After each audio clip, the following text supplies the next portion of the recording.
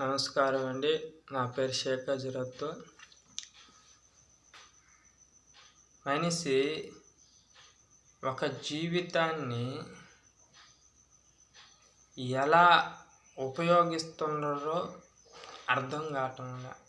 ఎందుకంటే ఈ యొక్క జీవితం మనదే అని ఆలోచిస్తూ అపోహైపోయి ఈ జీవితం నాదే, నేను ఎట్ట గడిపితే అట్ట గడిచిపోతుంది అని అపోహలో ఉన్నాడు. ఎందుకంటే ఈ యొక్క జీవితం మనది కాదు, ఈ యొక్క శరీరం మాత్రమే మనది. ఏంటంటే ఈ శరీరం కూడా ఈ యొక్క జీవిని సృష్టించింది దేవుడు, ఆ యొక్క సృష్టికర్త. వాళ్ళకి మనం ఎంతో రుణపడి ఉండాలి. ఆ యొక్క భగవంతుడికి మనం ఎంతో రుణపడి ఉండాలి.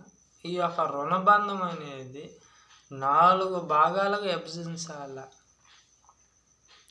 ఈ యొక్క రుణబంధం అనేది ఈ యొక్క జీవికి రుణబంధం అనేది ఉంది.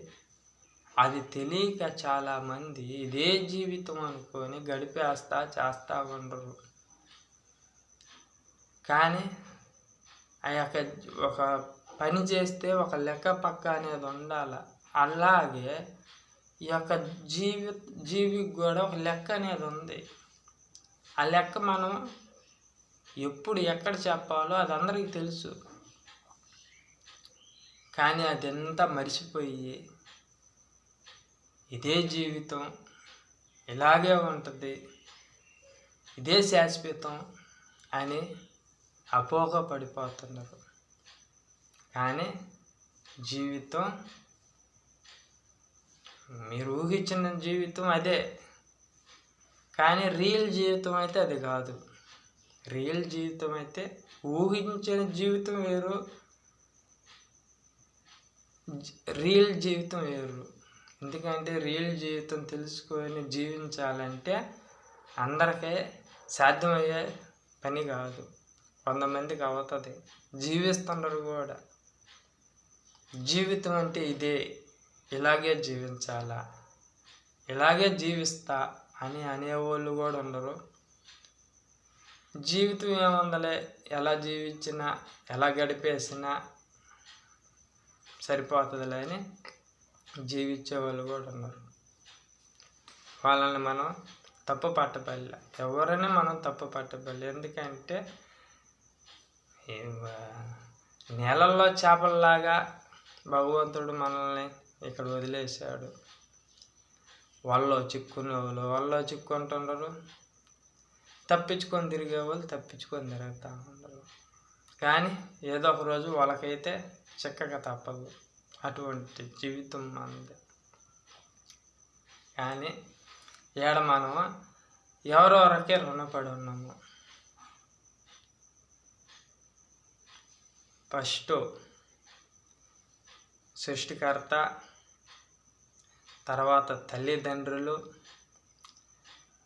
తర్వాత మనం వివాహం చేసుకున్నప్పుడు, అంటే పెళ్ళి చేసుకున్నప్పుడు ఆ యొక్క ఎవరెవరు భార్యకి వాళ్ళు, అంటే భార్య రుణబంధమే. ఫస్ట్ సృష్టికర్త, తల్లిదండ్రులు, భార్య, 4వది బిడ్డలు. ఈ యొక్క నలుగురికి మనం రుణపడి ఉన్నాము.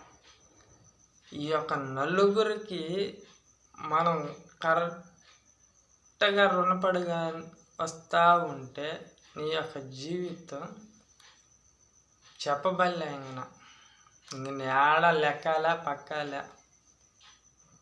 ఎందుకంటే ఫుల్ నిన్నెవరో అడ్డగిచ్చే వాళ్ళే లేరు. ఎందుకంటే నీ యొక్క రుణం ఆ విధంగా నువ్వు చేసావు. ఎవరికి తక్కువ చేయలే, భగవంతుడికి తక్కువ చేయలే, తల్లిదండ్రులకు తక్కువ చేయలే, భార్యకి తక్కువ చేయలే, కన్న బిడ్డలకి తక్కువ చేయలే. అందుకని నువ్వు నీకు చెప్పబల్లే జీవితం అనేది, అటువంటి జీవితం గడిపేసి ఇది చేసేస్తావు. అందుకని ప్రతి ఒక్కరూ ఈ యొక్క జీవితం అనే రుణం మనం ఎవరెవరికి ఎంతంత ఇవ్వాలో అవన్నీ ఇచ్చినట్లయితే ఈ యొక్క జీవితానికి అర్థం అనేది ఉంటుంది.